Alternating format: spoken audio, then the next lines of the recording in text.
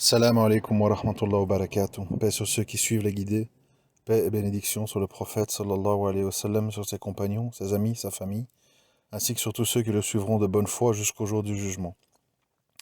Je voudrais rapidement vous faire un petit rappel parce que je juge que c'est important par rapport à certains messages privés que je reçois.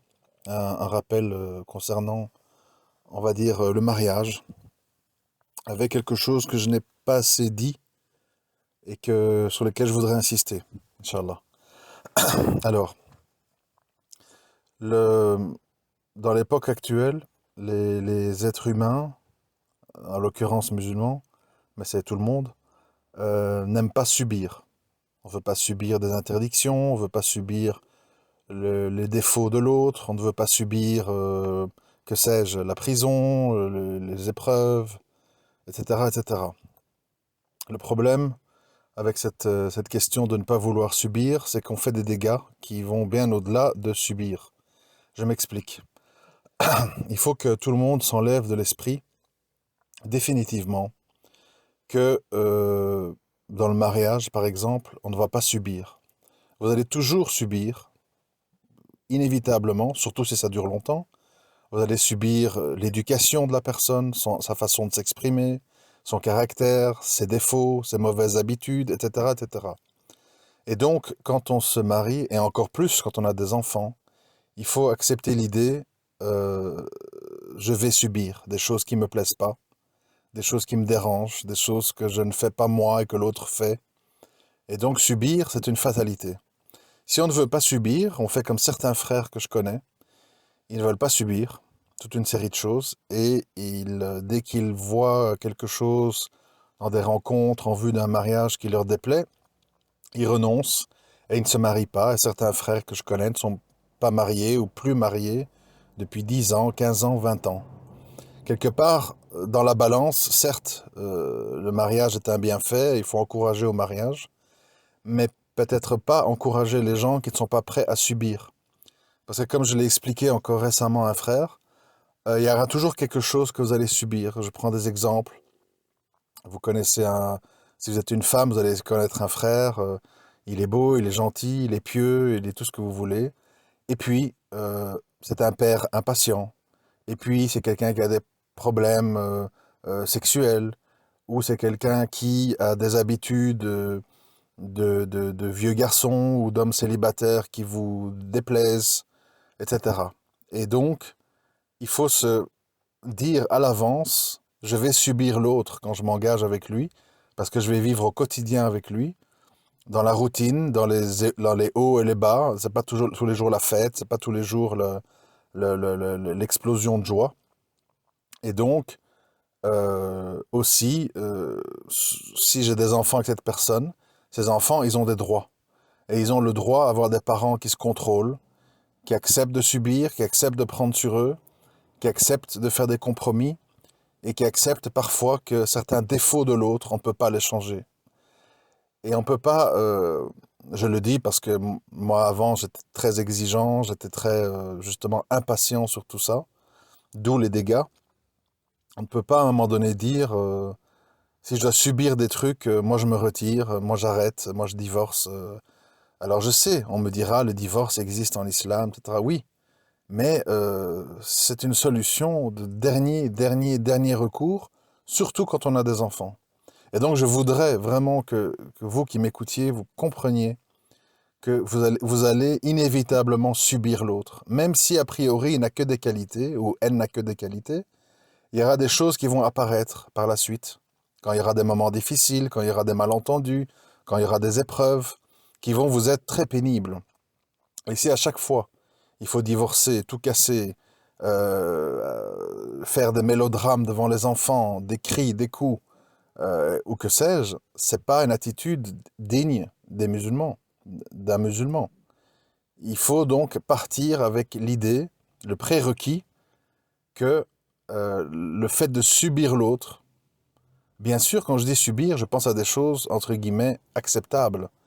Je ne dis pas qu'il faut subir un homme violent, la maltraitance des enfants, des disputes quotidiennes avec des objets cassés, des menaces, je sais pas, des interventions policières. Bien sûr, il y a des limites. Il y a des limites. Parce que c'est pas souhaitable non plus d'être dans un environnement instable, anxiogène et qui va faire encore pire que d'être sans les deux parents.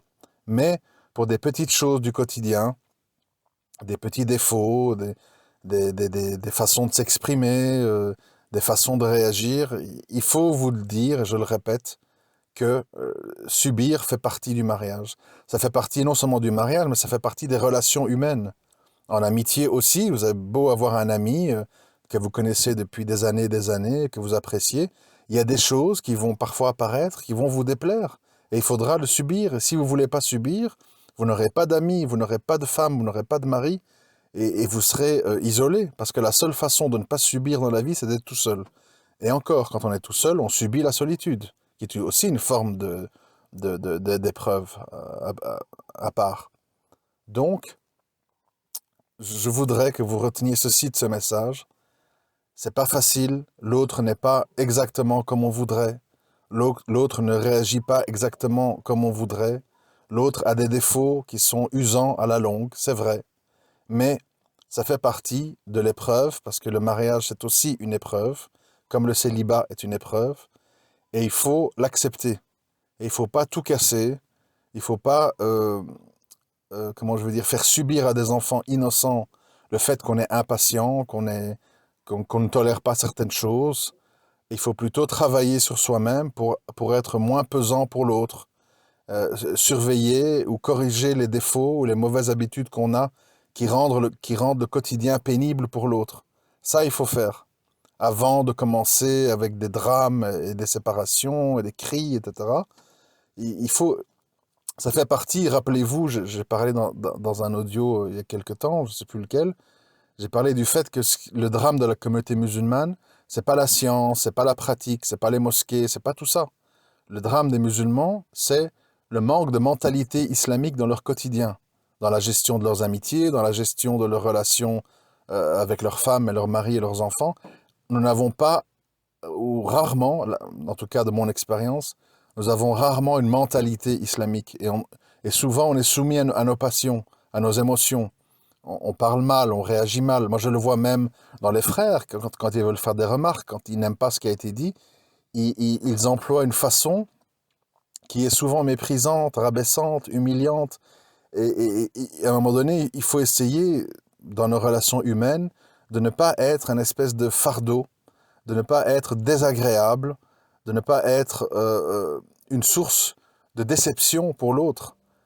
Parce que l'humain étant ce qu'il est, il ne peut pas encaisser comme ça sans cesse des comportements pénibles, outranciers, vulgaires, malpolis, etc. Et comme je l'ai dit et je le redis, l'urgence absolue selon moi pour les musulmans, c'est d'acquérir la mentalité islamique dans leur quotidien et également d'avoir des valeurs morales de base, valeurs morales humaines.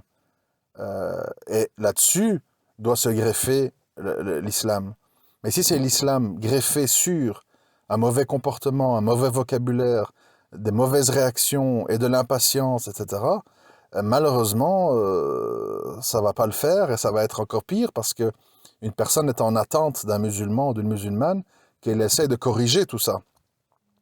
Et donc, voilà, plutôt que d'être dans les plaintes, dans l'envie de tout casser, dans le fait de se plaindre de l'autre sans cesse, il faut se regarder dans un miroir et dire est-ce que la personne n'est pas devenue comme ça parce que je lui fais subir des choses au quotidien qui lui sont pénibles, et d'essayer de se réformer et de ne pas toujours dire tout vient de l'autre, rien ne vient de moi et j'en ai marre de subir. Mais peut-être que tu subis parce que tu fais subir. C'est comme ça dans la vie. Voilà, c'était un petit rappel très bref de moins de 10 minutes, mais que je juge important au vu de certains messages ou réactions que je peux croiser dans mon quotidien. À très bientôt, Inch'Allah. Assalamu alaikum wa rahmatullahi wa barakatuh.